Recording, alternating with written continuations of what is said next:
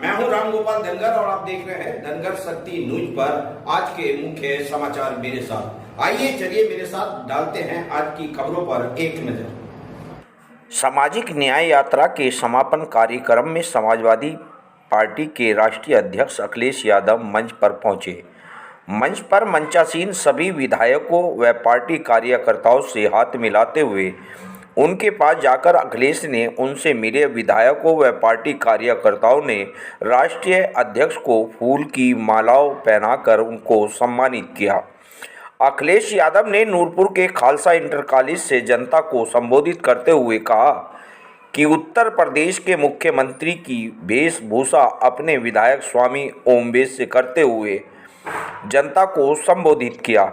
अखिलेश यादव ने कहा कि लखनऊ के समाजवादी पार्टी कार्यालय से समाजवादी सामाजिक न्याय यात्रा की शुरुआत हुई थी, तो मैंने कहा था कि इसके समापन कार्यक्रम में पहुंचकर सभी को सम्मानित करने व हौसला बढ़ाने का काम करूंगा। कार्यक्रम के तहत आज मैं इस संपूर्ण कार्यक्रम में पहुंचा हूं। इस यात्रा के सभी यात्रियों को बहुत बहुत बधाई देना चाहता हूं।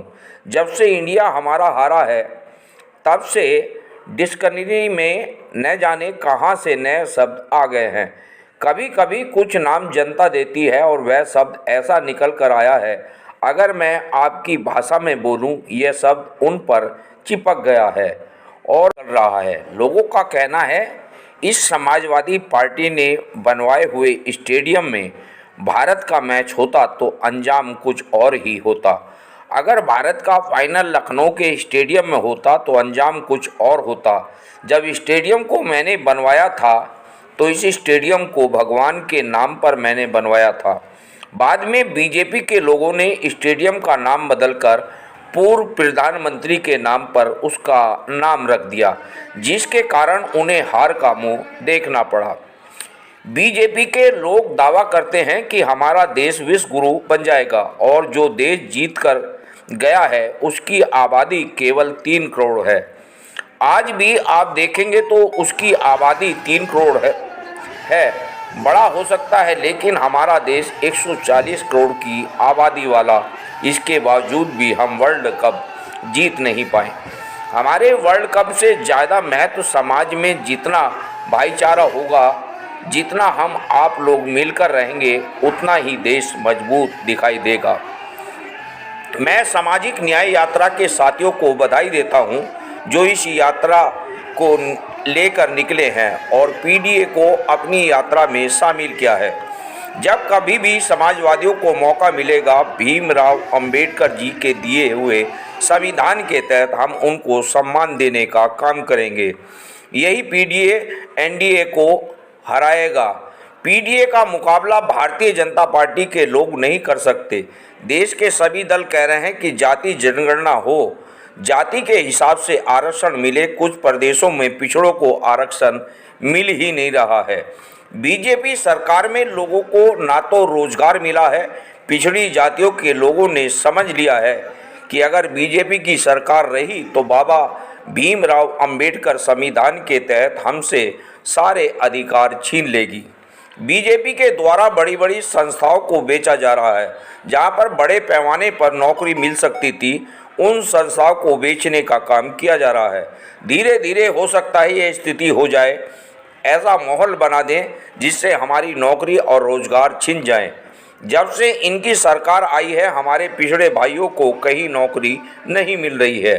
आप प्रदेश में कोई भी यूनिवर्सिटी उठा लीजिए, वहाँ पर पीडीए का कोई गिनती नहीं है। मैं अपने विधायक राम अवतार सैनी को बधाई देना चाहता हूं। उन्होंने पीडीए यात्रा निकालकर जनता को समझाने का काम किया है। हमारे और पीडीए को इन्होंने अपनी यात्रा में शामिल किया है। ये नारा पीडीए केवल नारा नहीं है।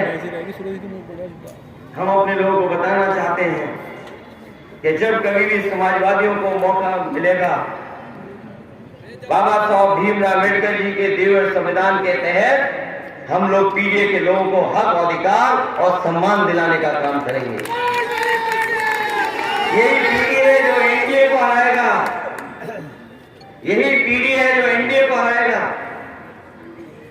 और पीडीए का मुकाबला ये भारतीय जनता पार्टी के लोग नहीं कर सकते। इधर आपने देखा होगा देश के सभी दल कह रहे हैं कि जाति जनगणना हो, जाति के हिसाब से हक और सम्मान मिले। कुछ प्रदेशों में तो आरक्षण ज्यादा मिल गया है, कुछ प्रदेशों में पिछड़ों को मिल ही नहीं रहा है। और जिस तरह से बीजेपी काम कर रही है, ये ना हमें नौकरी देना चाहती है, ना रोजगार देना चाहती है, और जो कुछ हमें संविधान के तहत मिल भी रहा था उसको छीनना चाहते हैं। इसलिए मैं बधाई देता हूं इनके साथियों को, इनके समाज के लोगों को और हमारे तमाम पिछड़े और दलित भाइयों को, जिन्होंने समझ लिया है कि बीजेपी की सरकार रही तो बाबा साहब भीमराव अंबेडकर जी का दिया हुआ संविधान के तहत जो हमें हक और सम्मान और अधिकार मिलता है उसको छीन लेंगे ये लोग। और धीरे धीरे ये लोग प्रदेश और देश को उसी दिशा में ले जा रहे हैं। कोई सोच नहीं सकता था कि बड़ी बड़ी संस्थाएं बेची जा रही हैं। आपके जितने भी बड़े बड़े, जहां पर बड़े पैमाने पर नौकरी मिल सकती थी, उन संस्थाओं को बेचने का काम कर रही सरकार। और धीरे धीरे हो सकता है स्थिति हो जाए, ये माहौल बन जाए, ऐसी परिस्थितियां कि नौकरी और रोजगार हमसे छीन लिए जाए। और सोचिए, आरक्षण से मामूली खिलवाड़ नहीं हो रही है। जब से इनकी सरकार आई है, हमारे पिछड़े और दलित भाइयों को कहीं नौकरी नहीं मिल रही है, और हमारे अल्पसंख्यक भाइयों को भी कहीं भी हक मिलने का काम इस सरकार में नहीं हो रहा। आप उठा करके देख लीजिए, यूनिवर्सिटी, मेडिकल कॉलेज, जो बिल्कुल शुरुआती दौर पर जहां से पढ़ाई लिखाई के साथ साथ वर्षों वर्ष सेवा करने का मौका मिलता है। हाँ, प्रदेश की कोई यूनिवर्सिटी उठा लीजिए, ऐसा कुछ मत बोलो, वहां पर पीडीए की कोई गिनती नहीं है। पिछड़े दलित और संगत भाई, खासकर मुसलमान भाई की कोई गिनती नहीं है। इसलिए मैं बधाई देना चाहता हूं रामदास सैनी जी को कि उन्होंने कम से कम जगाने का काम किया है। और मुझे पूरी उम्मीद है कि जिस समय जग जाएंगे, यही लोग अपने वोट के अधिकार से अपना हक और सम्मान भी छीनने का काम करेंगे। अपने साथियों का जो भाषण सुन रहा था, तो कई बार हमारे साथी ये कह रहे थे कि नारा इतना बुलंद हो कि लखनऊ और दिल्ली वाले जान जाएं। मैं इन साथियों से कहना चाहता हूं, हमारे कार्यकर्ताओं से इतनी आवाज मत निकलवाओ। इधर ये हमारे कार्यकर्ता साथी जानते होंगे, जब से भारत हमारा हारा है, इंडिया जब से हारा है, एक डिक्शनरी में नया शब्द न जाने कहां से आ गया है।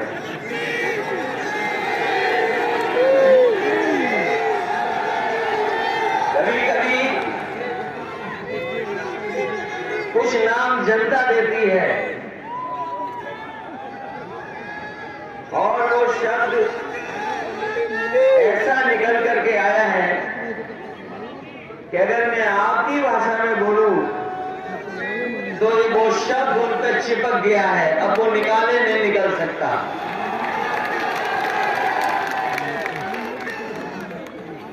हमारे एक साथी ने ये भी कहा कि ये मैच समाजवादियों के बनवाए हुए स्टेडियम में होता तो परिणाम ये नहीं होता जो आज हुआ है, परिणाम कोई दूसरा होता। लखनऊ के स्टेडियम में आपने मैच देखा होगा, वहां इंडिया भी जीती और आपके पड़ोसी बॉलर ने सबसे ज्यादा विकेट लेकर के भी दिखा दिया।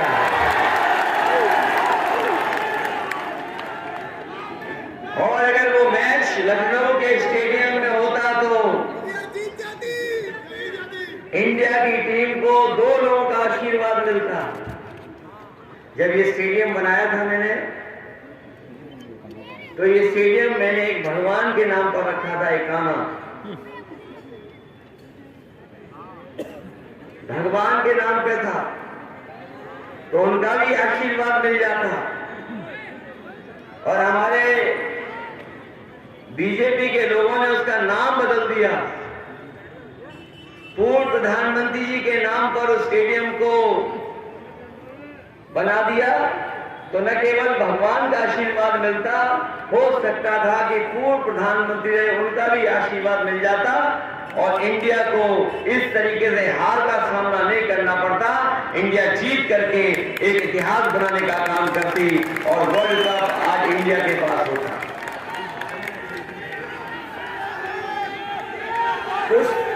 कुछ दल हैं जो पैसा लगाते हैं, कुछ दल हैं जो सोशल मीडिया पे पैसा लगाते हैं कि किसी को कैसे बदनाम किया जाए, किसी के बारे में कैसे कुछ गलत लिखा जाए।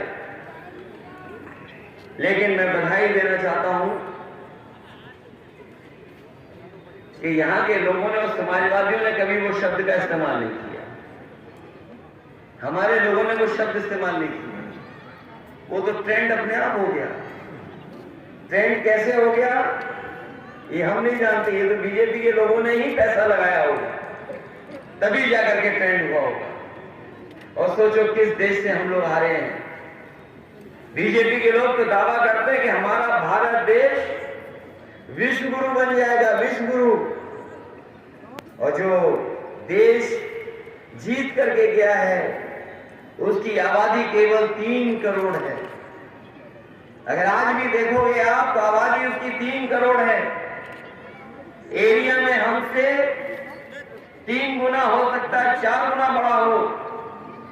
और सोचिए हमारा देश 140 करोड़ की आबादी वाला और हम वर्ल्ड कप से दूर रह गए। लेकिन हम कहना चाहते हैं कि अगर हमारे वर्ल्ड कप से ज्यादा हमारे समाज में जितना भाईचारा होगा, जितना आप लोग हम मिल करके रहेंगे, उतना ही देश मजबूत दिखाई देगा, उतना ही हमारा देश आगे बढ़ता हुआ दिखाई देगा। 400 सीसीटीवी कैमरे छाने हमने, 400 सीसीटीवी कैमरे, और जो हत्यारा है उसकी चप्पल से हम पहचान गए कि हत्यारा कौन है। हम उन्हीं बीजेपी के लोगों से जानना चाहते हैं कि अगर 400 सीसीटीवी आप खंगालते हो तो कई हत्याएं ऐसी हुई जो लाइव हुई हैं। आखिरकार उन इलाकों के आपने सीसीटीवी कैमरे क्यों नहीं छाने हैं? आप लखनऊ राजधानी में घटना हो जाए, 400 सीसीटीवी आप खंगाल रहे हो, आप चप्पल से पहचान ले रहे हो कि अपराधी कौन है, हत्या किसने की है। लेकिन जो हत्याएं लाइव हो जाए, पूरा देश और दुनिया देख ले, उसमें अभी तक आपने कोई सीसीटीवी नहीं खंगाला है।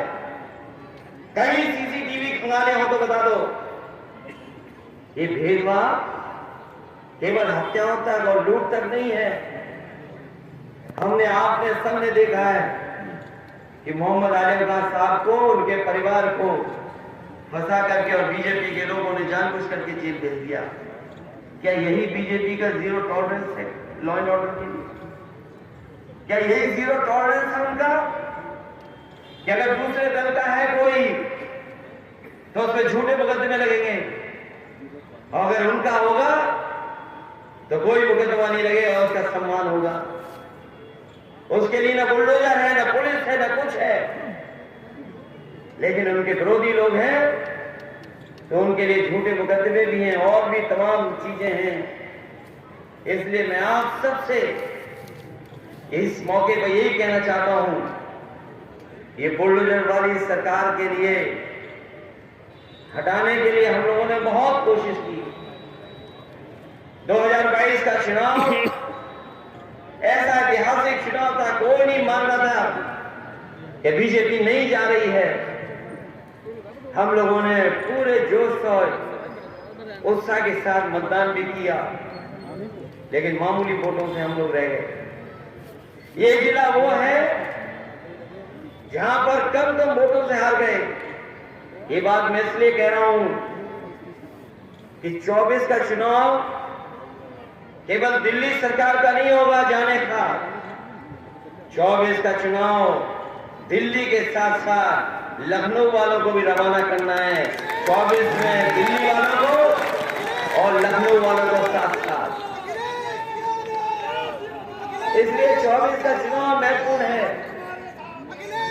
और बिजनौर के लोगों को देखा कितने करीब से हम लोग पीछे रह गए। यही नईमुल यहीं से विधायक थे, जीत गए होते लेकिन मामूली 200 वोटों से पीछे रह गए। हमारी नेटौर की विधानसभा 300 वोट से रह गए। बिजनौर का शहर 1112 वोट से रह गए। हमारे गुर्जर नेता भी जीत गए होते।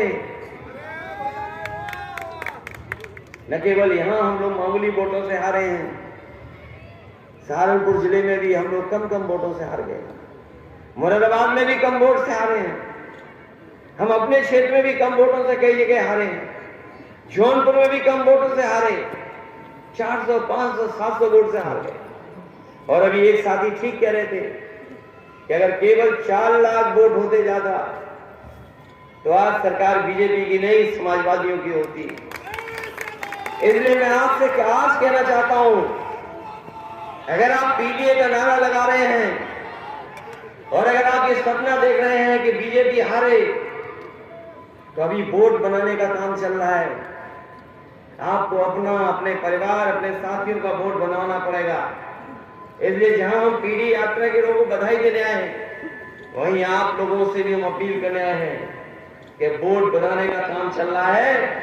हो सकता है अधिकारी आपका सहयोग नहीं करें, लेकिन अगर कागज वगैरह सही रखोगे तो आपका वोट भी बढ़ जाएगा और कागज भी आपके ठीक होंगे तो रोक नहीं सकते, वोट बढ़ेंगे। इसलिए वोट बढ़ाना जरूरी है। आप लोग वोट बढ़ाएंगे कि नहीं बढ़ाओगे? और वोट बढ़ाने का इसलिए मैं कहता हूं, लखनऊ में जो हमारा राष्ट्रीय सम्मेलन था, मैंने उस कार्यक्रम में यह कह दिया कि इलेक्शन कमीशन ने जानबूझ करके जो समाजवादी वोटर हैं उनके नाम काट दिए या उनके परिवार के सदस्यों का उस बूथ से नाम हटा करके दूसरे बूथ पे लगा दिया। जब हमारे लोग गए वोट डालने तो उन्हें वोट नहीं मिला, वहां पर उनके परिवारों के सदस्यों का वोट नहीं था, वो वापस चले गए। इस तरह से इलेक्शन कमीशन ने हमारे वोटों को रोकने का भी काम किया था। उस समय इलेक्शन कमीशन ने नोटिस दिया मुझे, कहा कि आप किस आधार पे कह रहे हो। मैंने अपने कार्यकर्ता नेताओं का सहयोग मांगा और मदद मांगी और उसके बाद 18,000 वोट जो 2019 में डाले गए थे, जो जिंदा हैं, जो हैं, सब मौजूद हैं, लेकिन 2022 में उनके वोट काट दिए गए। ऐसे 18,000 थे और 18,000 को अगर आप देखोगे तो वो हम और आप ही थे, कोई दूसरे वोट नहीं काटे गए थे। इसलिए आपको अगर लड़ाई जीतनी है तो वोट बनवाने से लेकर के आपके वोटर लिस्ट से वोट न हट जाए उसका भी आपको इंतजाम देखना पड़ेगा। अगर आप इंतजाम देख लोगे तो 2024 में विकल्प के रूप में अगर कोई मुकाबला कर रहा है भारतीय जनता पार्टी का तो वो समाजवादी पार्टी है, कोई दूसरा दल नहीं है। मुख्यमंत्री जी को जब झूठ बोलना होता है, जो हमारे उत्तर प्रदेश के मुख्यमंत्री जी हैं,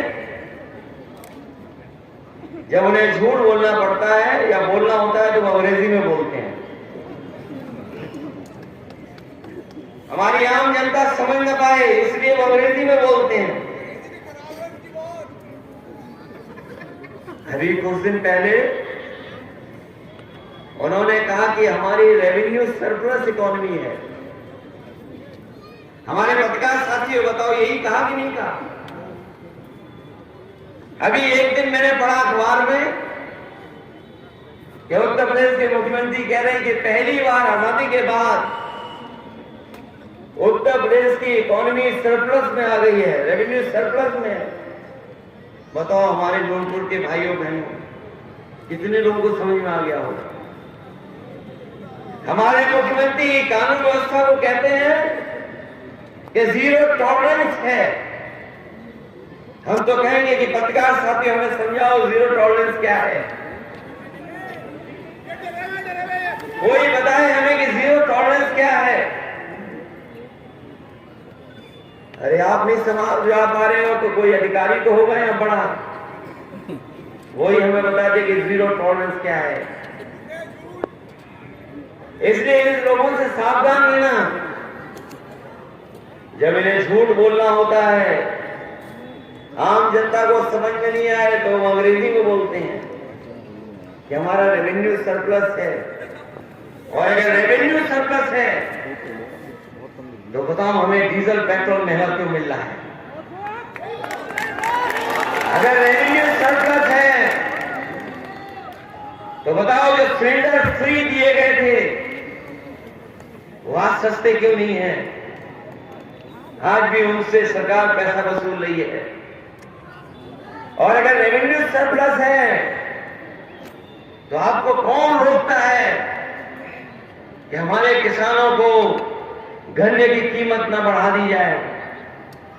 अगर रेवेन्यू सरप्लस है तो हमारे किसानों के गन्ने की कीमत बढ़नी चाहिए और कम से कम इतनी बढ़नी चाहिए कि जितना बाजार में महंगाई है कम से कम अगर वो गन्ना चीनी मिलों के पास भेजता है तो थोड़ी बहुत उसकी गरीबी दूर हो जाए। कम से कम गन्ने की कीमत इतनी देनी चाहिए सरकार को। और अगर रेवेन्यू सरप्लस है तो हमारे नौजवान एक खाली हाथ क्यों बैठे हुए हैं। नौकरी क्यों नहीं इनके हाथ में।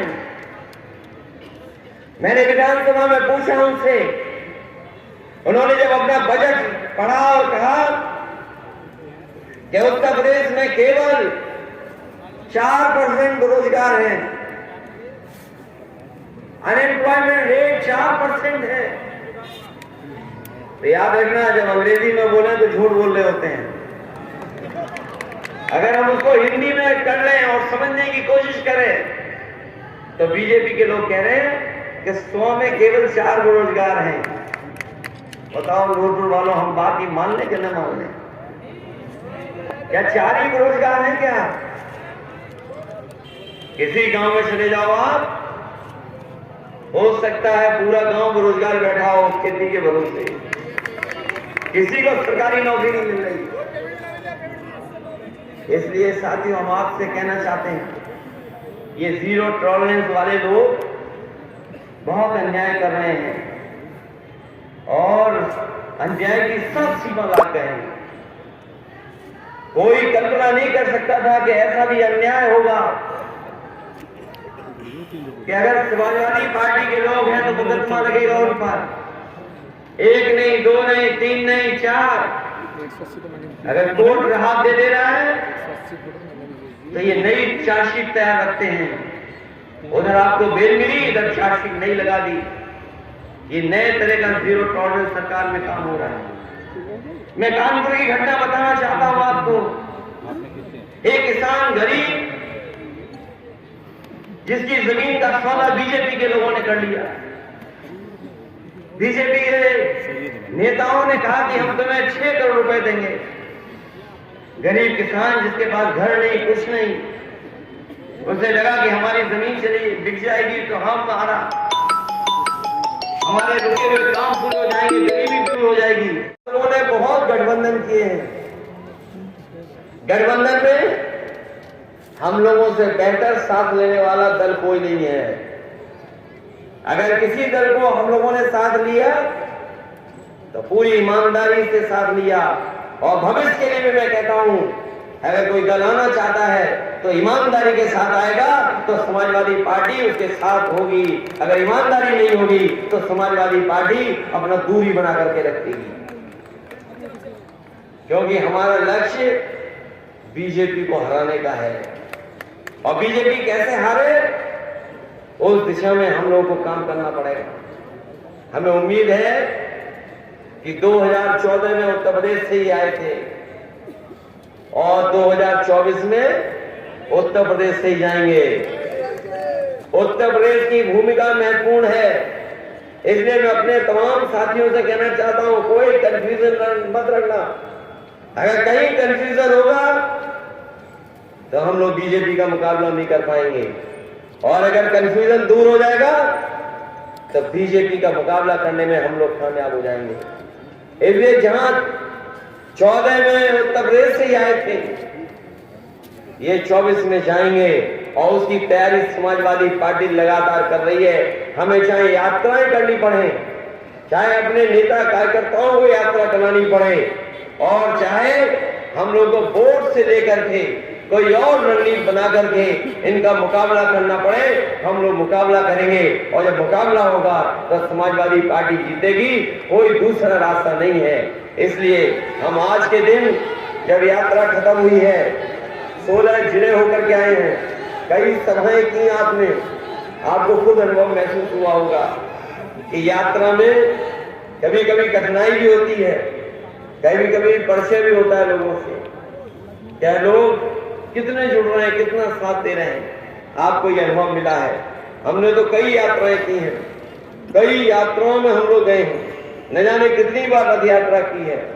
इसमें जब पहली बार बिजनौर आए थे तब बिजनौर इतना संपन्न नहीं था, हमें भी न जाने किस कमरे में कहां पर रुकना पड़ा था, वो दूसरी बात थी। लेकिन जब रथ चला था उस समय हमारी सरकार भी बनी थी और हम लोग सरकार बनाने में कामयाब भी हो गए थे, और बिजनौर के लोगों ने साथ भी दिया। इस मौके पर जहां यात्रा, सामाजिक न्याय यात्रा निकली है, लोगों को जागरूक किया, बेरोजगारी बढ़ी है, नौजवानों को नौकरी और कुछ मिला नहीं। एक जो सवाल कभी समाजवादियों ने उठाया था, पुरानी पेंशन, और ऐसा सवाल समाजवादियों ने उठाया कि चाहे वो राजस्थान सरकार रही हो, चाहे हिमाचल चुनाव रहा हो, या प्रदेश के दूसरे कोने में, आज सभी पुरानी पेंशन बहाल का नारा दे रहे हैं। हम अपने तमाम कर्मचारियों को कहना चाहते हैं, पिछले चुनाव में भी हमारी आपने मदद की थी, आने वाले समय में अगर हमारी मदद होगी तो पूरी ईमानदारी से आपको ये पुरानी पेंशन बहाल करने के लिए समाजवादी लोग काम करेंगे। जिस तरीके से शिक्षा प्राइवेट हाथों में चली जा रही है, आज ही अखबार में मैंने पढ़ा कि मुख्यमंत्री जी और बीजेपी की सरकार के लोग अब बच्चों को गर्म खाना खिलाना चाहते हैं। जो सरकारी स्कूल है उसमें गर्म खाना देंगे, लेकिन ये सरकार सच्चाई नहीं बताना चाहती है। उत्तर प्रदेश वो प्रदेश बनकर के आगे आ रहा है जिसमें प्राइमरी स्कूल में कोई एडमिशन लेने नहीं जा रहा है। जो आंकड़े बता रहे हैं कि 10,000 के लगभग प्राइमरी स्कूल उत्तर प्रदेश में वो हैं जिसमें सरकारी प्राइमरी स्कूल में कोई एडमिशन लेने नहीं आया है, और अगर एडमिशन लेने आए भी हैं बच्चे तो हमारे समाज के सबसे गरीब परिवार के बच्चे ही वहां पर एडमिशन ले रहे हैं। उसमें पीडीए के बच्चे ही एडमिशन ले रहे हैं, कोई दूसरे बच्चे एडमिशन नहीं ले रहे हैं। और आप भी अपने क्षेत्र में जाकर के देखें, बहुत कम बच्चे होंगे प्राइमरी स्कूल में जो बच्चे ले रहे होंगे एडमिशन, लेकिन ये सरकार कह रही है हम उन्हें गरम खाना देने जा रहे हैं। ये खाना देने नहीं खाना देने नहीं जा रही है सरकार, ये खाने के बहाने लूटने जा रहे हैं। क्या आपने राशन नहीं देखा? जब इन्हें वोट चाहिए था तो राशन में रिफाइंड तेल भी मिल रहा था, आपसे वोट ले लिया, रिफाइंड तेल भी चला गया, चना भी चला गया, और जिस नमक की आपको कसम खिला रहे थे वो नमक भी शायद अब राशन से बाहर हो गया, राशन में नहीं है। जहां तक बड़ी पढ़ाई का सवाल है,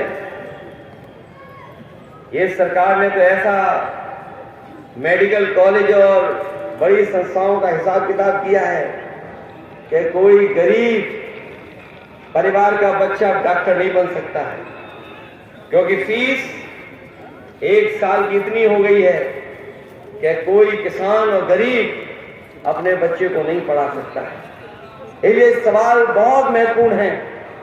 इन सवालों का जवाब, और खासकर गरीब, पिछड़े, दलित और अल्पसंख्यक भाई, खासकर मुस्लिम भाइयों को अगर कोई मुख्य धारा में लाने का काम कर सकता है तो वो समाजवादी लोग हैं। ये समाजवादी पार्टी वही है जो बाबा साहब भीमराव अम्बेडकर जी के सिद्धांतों पर चल करके, डॉक्टर राम मनोहर लोहिया जी को, उनके फैसलों को आगे बढ़ा करके और नेताजी ने जो संघर्ष किया उसका रास्ता अपना करके प्रदेश और देश को नई दिशा देना चाहती है। हम बधाई देते हैं अपने अवतार सैनी जी और उनके समाज के लोगों को, जिन्होंने ये फैसला लेकर के इस यात्रा को इतने जिलों में ले जा करके और आज अब समापन किया है। तो बड़ी संख्या में लोग आए हैं। मैं आपको बधाई देता हूं और आई हुई जनता का भी धन्यवाद देता हूं और इस उम्मीद, इस भरोसे के साथ कि आने वाले समय में जो संघर्ष छिड़ने जा रहा है, जो लड़ाई छिड़ने जा रही है, उसमें आप सब लोग मिलकर के समाजवादियों का साथ देना। समाजवादी पार्टी विकल्प के रूप में भारतीय जनता पार्टी का मुकाबला करने के लिए काम करेगी और उत्तर प्रदेश से भारतीय जनता पार्टी कैसे बाहर जाए उस दिशा में हम लोग काम करेंगे। इन्हीं शब्दों के साथ अपने तमाम साथियों का बहुत बहुत धन्यवाद और बहुत बहुत आभार व्यक्त करता हूँ। मैं एक बार फिर अपने सभी नेताओं को धन्यवाद देता हूँ। आई जनता को बहुत बहुत बधाई, बहुत बहुत आपको शुभकामनाएं। आप देख रहे हैं धनगर शक्ति न्यूज पर। आपको खबर हमारी कैसी लगी कमेंट बॉक्स में कमेंट करके जरूर बताएं और हमारी वीडियो को, चैनल को सब्सक्राइब करें, वीडियो को शेयर और लाइक करें। नमस्कार, देखते रहिए धनगर शक्ति न्यूज।